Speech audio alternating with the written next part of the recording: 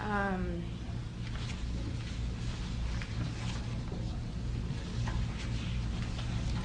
Christy Nicola, born July of 1962, rendering me 32 years of age.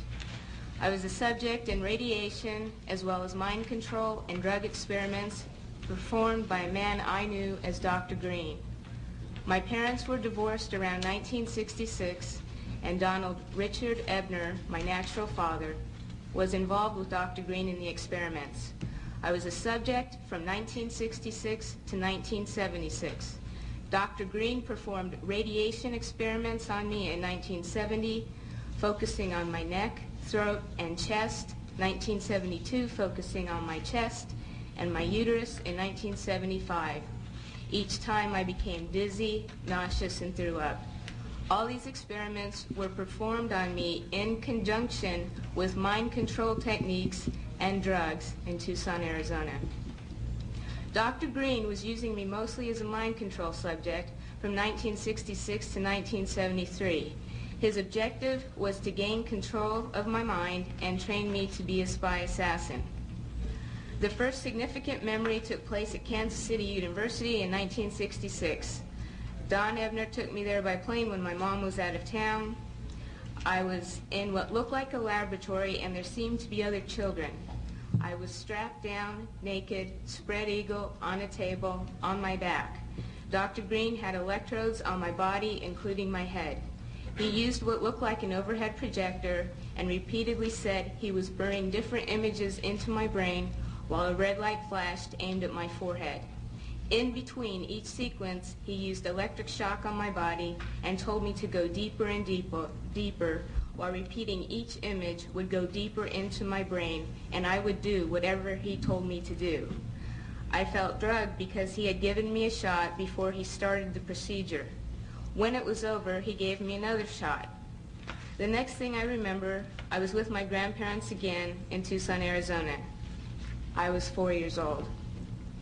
You can see from this experiment that Dr. Green used trauma, drugs, post-hypnotic suggestion, and more trauma in an effort to gain total control of my mind. He used me in radiation experiments both for the purposes of determining the effects of radiation on various parts of my body and to terrorize me as an additional trauma in the mind control experiments. The rest of the experiments took place in Tucson, Arizona, out in the desert. I was taught how to pick locks, be secretive, use my photographic memory, and a technique to withhold information by repeating numbers to myself.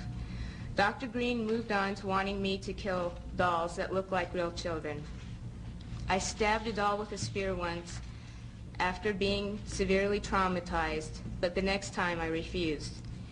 He used many pain induction techniques, but as I got older, I resisted more and more. He often tied me down in a cage, which was near his office. Between 1972 and 1976, he and his assistants were sometimes careless and left the cage unlocked. Whenever physically possible, I snuck into his office and found files with reports and memos addressed to CIA and military personnel.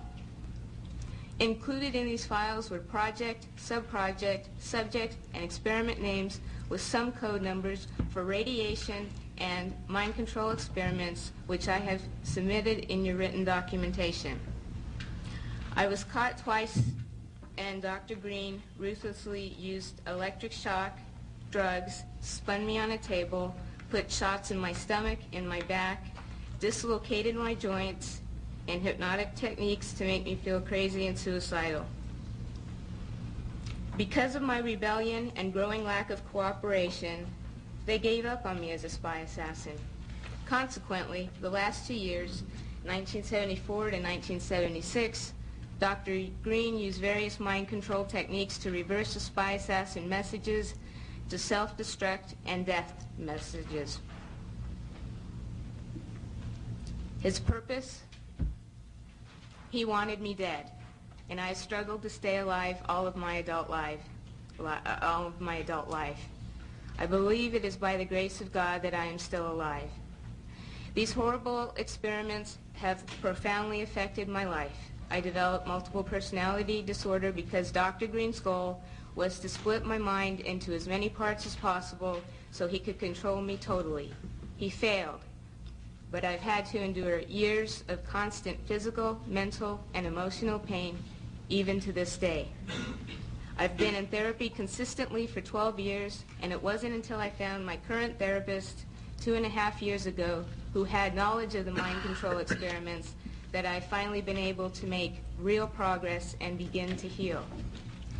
In closing, I ask that you keep in mind that the memories I've described are but a glimpse of the countless others that took place over the 10 years between 1966 and 1976. That they weren't just radiation, but mind control and drug experiments as well. I have included more detailed information of what I remember in your written documentation. Please help us by recommending an investigation and making the information available so that therapists and other mental health professionals can help more people like myself. I know I can get better. I am getting better. And I know others can too, with the proper help. Please help us in an effort to prevent these heinous acts from continuing in the future. Thank you very much.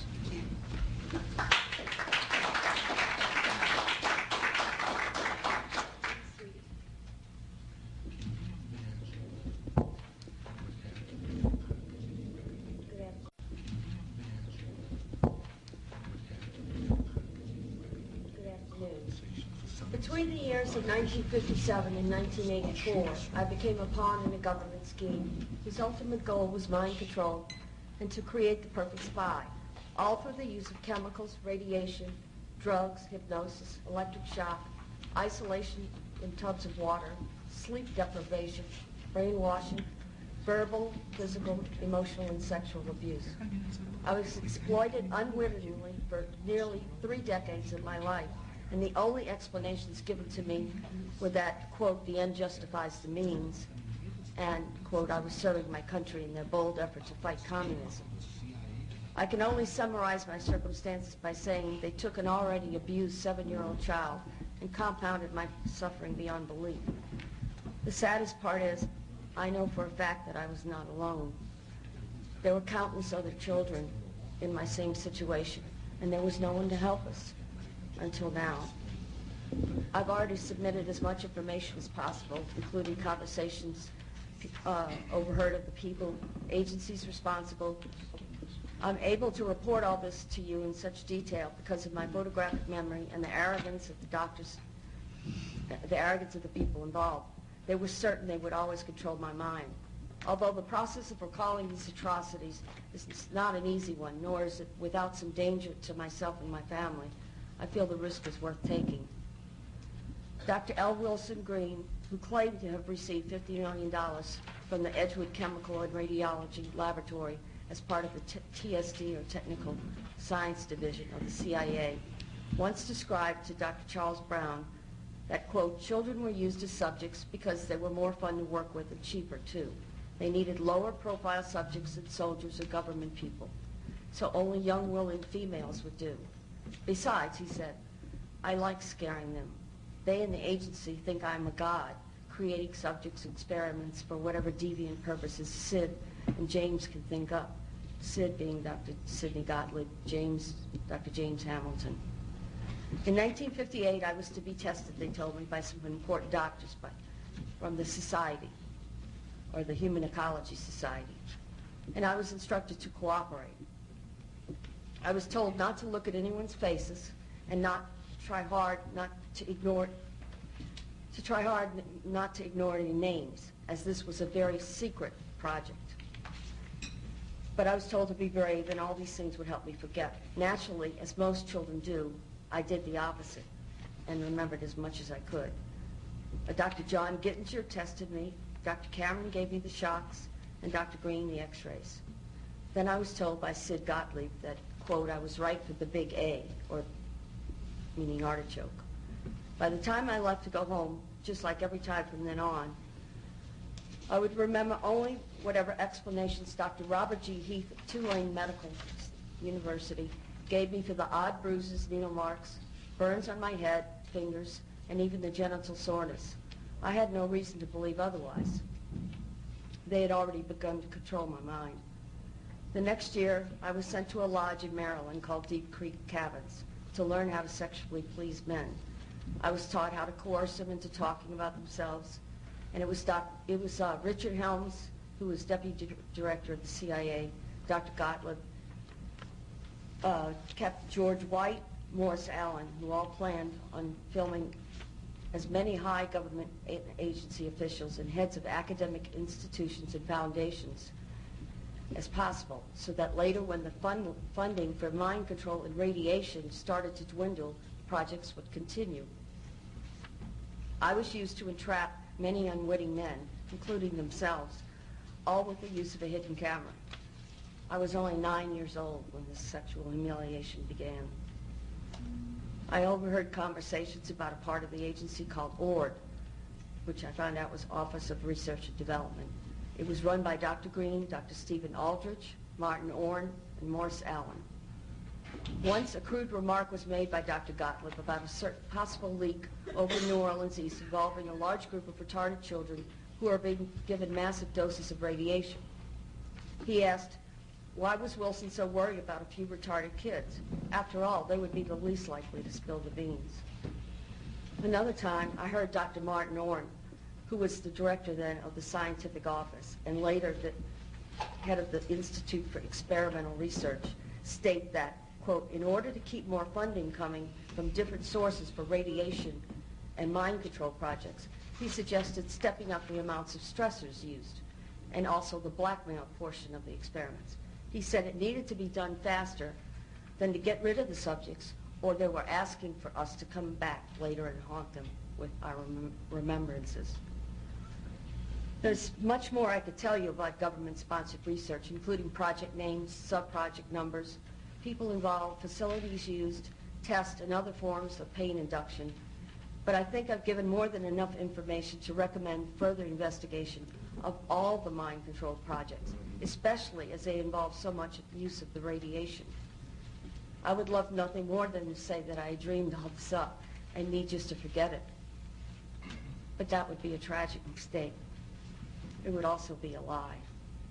All these atrocities did occur to me and to countless other children, and all under the guise of defending our country.